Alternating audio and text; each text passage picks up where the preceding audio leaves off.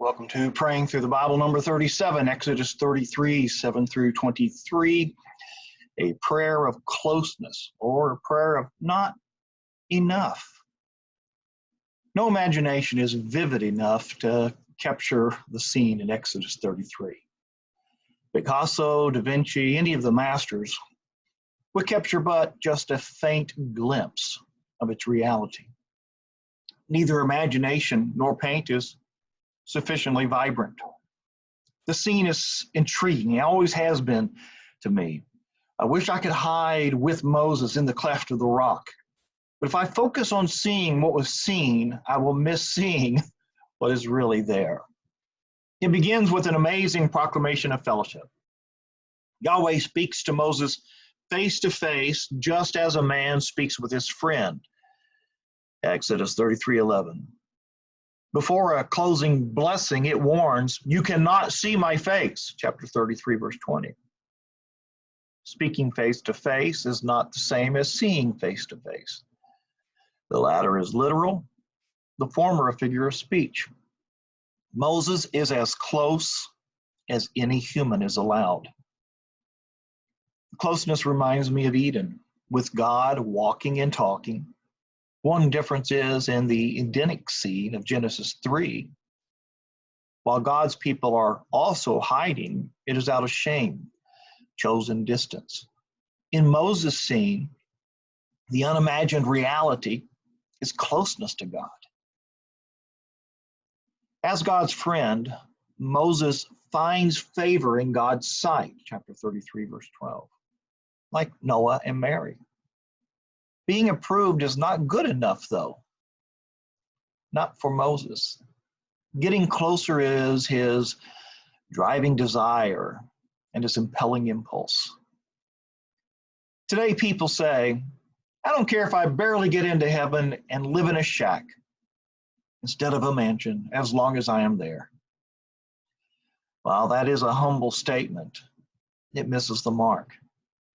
Barely making heaven is missing heaven here and closeness to God. Earlier, God said, "I will not go with you because you are a stiff-necked people," chapter 33 and verse 3. Instead, God would send an angelic substitute, chapter 33, verse 2. God would still be involved, just not as personally close. This angel would be God's presence, chapter 33, verse 14. God's presence is not good enough for Moses, not because he is so good, but because he craves closeness to God. Moses prays, "If your presence does not go, don't make us go," chapter 33, verse 15. Paraphrasing an old hymn, or paraphrasing an old hymn, anywhere with Jesus or nowhere at all. Moses and Israel, you see, are defined by their relationship to Yahweh. "I and your people will be distinguished by this from all the other people on the face of the earth," chapter 33, verse 16. As Moses' prayer, God agrees. "I will do this very thing you have asked, for you have found favor in my sight, and I know you by name," chapter 33, verse 17. Being known is not good enough for Moses either. He craves even more closeness, praying, "Please let me see your glory," chapter 33 and verse 18. God's answer takes a better imagination than any human possesses. "I will cause my goodness to pass in front of you.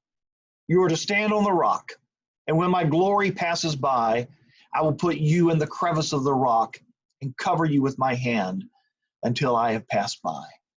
Then I will take my hand away, and you will see my back, but my face will not be seen." Chapter 33, verses 19 through 23. Now think of the Transfiguration and what the apostles witnessed. As Moses experiences a personal Passover, hear the song, "Rock of Ages, cleft for me." How can we get closer to God? As marvelous as the closing scene is, rightfully it is exclusive to Moses. Earlier he prayed, now if I found favor in your sight, please teach me your ways, and I will know you and find favor in your sight, chapter 33 and verse 13. The Bible is more than a revelation of ways. It reveals God. We see God in God's ways. Then we imitate, we live God's goodness, glorying in our closeness because we know we are not good enough.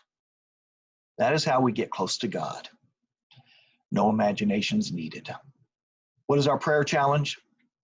Do we crave closeness to God? That is worth pursuing in prayer. Pray as we read, not to just see scenes, but to see God who reveals himself. Pray that we get closer to God by getting to know God. Start praying. That's praying through the Bible, number 37, Exodus 33, 7 through 23, a prayer of closeness. If this has been a blessing to you, please share, please subscribe, please ring the bell, and start praying. Thank you.